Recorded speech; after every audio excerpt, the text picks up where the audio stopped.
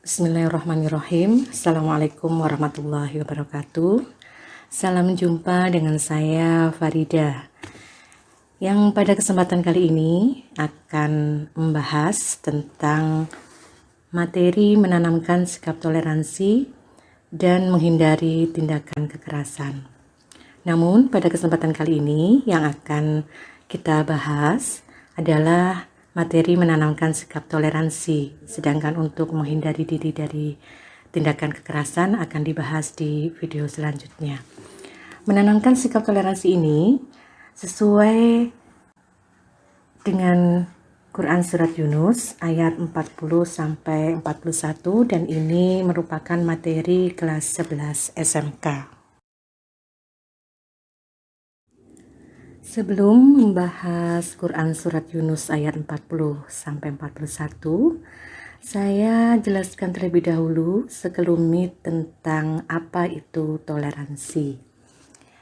Toleransi adalah sikap saling menghargai dan saling menghormati terhadap perbedaan yang ada, apapun itu, baik itu perbedaan warna kulit, bahasa, bangsa, termasuk perbedaan agama.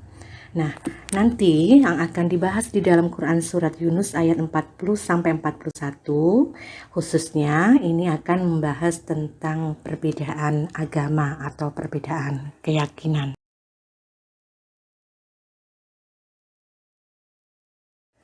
Oke, kita menuju Quran Surat Yunus ayat 40-41.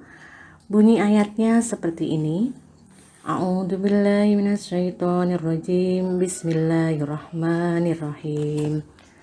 Wa minhum man yu'minu bihi wa minhum man la yu'minu bihi. Wa rabbuka a'lamu bil mufsidin. Wa in kadzabuka faqul li 'amali wa lakum 'amalukum.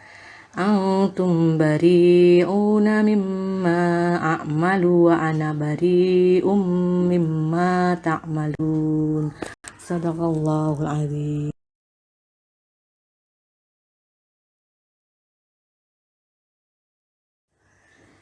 Karena pembahasan kita merupakan pembahasan Al-Quran, maka setelah ada tadi kita dengarkan bersama yang saya bacakan ayatnya, nanti saya bacakan juga untuk terjemahannya dan nanti kita akan bahas juga untuk bacaan tajwidnya. Nah, sekarang saya bacakan dulu untuk terjemahan Quran Surat Yunus ayat 40-41. Dan di antara mereka ada orang-orang yang beriman kepadanya, dan di antaranya ada pula orang-orang yang tidak beriman kepadanya. Sedangkan Tuhanmu mengetahui orang-orang yang berbuat kerusakan. Ini merupakan ayat 40. Kemudian yang ayat 41 terjemahannya. Dan jika mereka tetap mendustakanmu, maka katakanlah, bagiku pekerjaanku dan bagimu pekerjaanmu. Kamu tidak bertanggung jawab terhadap apa yang aku kerjakan, dan aku pun tidak bertanggung jawab terhadap apa yang kamu kerjakan. Nah, dari sini bisa kita ketahui bahwa Islam tidak memaksakan kehendak terhadap orang lain. Jadi, ketika Islam mengajarkan untuk berdakwah, jadi kita diwajibkan sebagai umat muslim diwajibkan untuk berdakwah, mengajak orang lain masuk Islam. Tapi ketika mereka tidak mau, maka kita tidak boleh memaksakan mereka, karena Islam itu rahmatan lil alamin. Islam itu agama yang cinta damai, tidak memaksakan kehendak terhadap siapapun. Jadi makanya di dalam Quran Surat Yunus ayat 40-41 ini dijelaskan bahwa ketika kita mengajak mereka untuk beriman, kemudian mereka tidak mau, maka ya sudah, katakan saja kepada mereka bahwa pekerjaanku, pekerjaanmu, pekerjaanmu. Dan ketika mereka melakukan pekerjaannya, kita tidak bertanggung jawab atas mereka. Begitu begitu juga sebaliknya. Dan hal ini juga senada yang disebutkan di dalam Quran surat Al-Kafirun ayat 1 sampai ayat 6. Jadi begitu ya anak-anak, tidak ada paksaan di dalam menganut ajaran Islam atau di dalam memeluk ajaran Islam atau melaksanakan ajaran-ajaran yang sudah disalahkan oleh Nabi kita Muhammad Sallallahu Alaihi Wasallam. Jadi biarkan mereka ketika mereka tidak mau untuk diajak beriman kepada Allah Subhanahu Wa Taala. Nah, disinilah letak ajaran toleransi yang harus kita terapkan dalam kehidupan sehari-hari agar menghindari diri kita dari hal-hal yang tidak diinginkan, agar kita hidup berdampingan, hidup damai dengan umat manusia yang lain.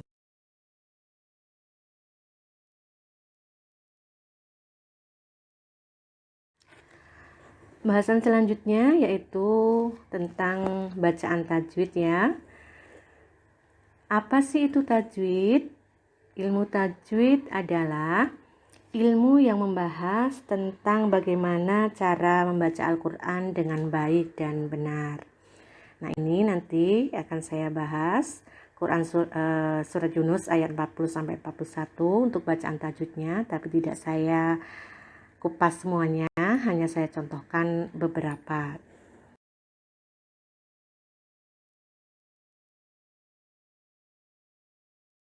Yang pertama ada lafal wa minhum. Wa minhum dibaca dengan jelas. Kalau jelas itu merupakan bacaan idhar. Nah, karena di sini hukum nun sukun, maka bacaannya merupakan idhar halki. Kenapa idhar halki? Karena ada nun sukun bertemu dengan ha. Kemudian ada lafal wa minhum man. Nah, di sini ada mim sukun bertemu dengan mim.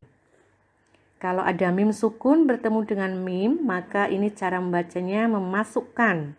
Jadi mim sukun dimasukkan ke dalam mim yang ada harokatnya. Jika cara membacanya memasukkan, maka disebut dengan idgham. Nah, karena di sini merupakan hukum mim sukunnya bertemu dengan mim, maka disebut dengan idgham mimi atau idgham mutamasilain. Kemudian ada lafal mayyuminu. Nah, di sini merupakan bacaan idgham bi gunnah. Seperti yang tadi saya jelaskan bahwa idgham itu cara membacanya memasukkan. Jadi meskipun di sini lafalnya man, tapi bacanya bukan man, melainkan mai. Masuk ke dalam huruf berikutnya yaitu huruf iya. Jadi ada nun sukun bertemu dengan iya. Disebut bacaan idgham bi gunnah. Kemudian selanjutnya ada bacaan atau ada lafal man la yu'minu bih. Ini masih bacaan idgham, masih hukum nun sukun dan tanwin. Ada nun sukun bertemu dengan lam, maka disebut bacaan idgham bila gunnah. Jadi memasukkan nun sukunnya ke dalam huruf lam.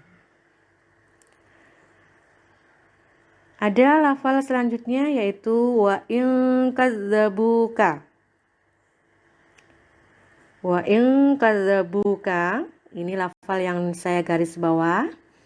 Ada huruf yang berharokat domah bertemu dengan wawu sukun. Maka dibaca panjang 2 harokat, disebut dengan mat tobi'i. Ya, oke. Pada lafal selanjutnya ada antum. Bacanya samar-samar ya, cara membacanya samar-samar karena ini merupakan bacaan ifa hakiki. Kenapa ifa hakiki? Karena pada lafal antum ada nun sukun bertemu dengan ta, sehingga hukum bacaannya menjadi ifa hakiki. Ifa hakiki merupakan salah satu hukum nun sukun dan tanwin. Kemudian ada lafal bariun, dibaca panjang 5-6 harokat ya ini. Namanya mad wajib muttasil. Kenapa mad wajib muttasil? Karena di sini ada mad tabi'i yang bertemu dengan hamzah di dalam satu kalimat. Nah, kalau ketemu hamzahnya nggak dalam satu kalimat, namanya apa? Namanya mad jaiz munfasil. Jadi mad wajib muttasil dengan mad jaiz munfasil sama-sama mad tabi'i bertemu dengan hamzah, cuman bedanya kalau mad wajib muttasil bertemu dengan hamzahnya dalam satu kalimat, kalau yang mad jaiz munfasil bertemu dengan hamzahnya tidak dalam satu kalimat. Selanjutnya ada lafal antum bari'una. Di sini ada bacaan ikhfa safawi. Buktinya mana itu bacaan ifa safawi? Karena di sini ini buktinya mim sukun bertemu dengan ba. Nah, kalau tadi ifa hakiki hukum nun sukun dan tanwin, sedangkan untuk ifa safawi ini merupakan hukum mim sukun. Nah, yang terakhir yang saya contohkan ini ada lafal ta'malun, merupakan bacaan mad arid lil sukun. Kenapa disebut mad arid sukun? Karena ada mad tabi'i di akhir kalimat atau di akhir ayat. Jadi kalau ada mad tabi'i di akhir kalimat, sebenarnya tidak di akhir kalimat saja, bisa juga mad tabi'inya bertemu dengan tanda waqaf atau tanda berhenti, itu juga disebut mad arid lil sukun. Nah, pada bacaan ta'malun ini, mad tabi'i terletak pada domah, ini ada huruf lam ya, huruf lam yang berdomah, kemudian bertemu dengan wawu sukun, maka dibaca mad tabi'i. Nah, karena ini terletak di akhir kalimat, maka berubah nama menjadi mad arid lis sukun. Ya, demikian tadi yang bisa saya jelaskan tentang Quran Surat Yunus ayat 40-41. Semoga bisa kalian pahami dan semoga bermanfaat juga untuk kalian, khususnya umumnya untuk kita semua. Terima kasih atas perhatiannya. Billahi taufiq wal hidayah. Wassalamualaikum warahmatullahi wabarakatuh.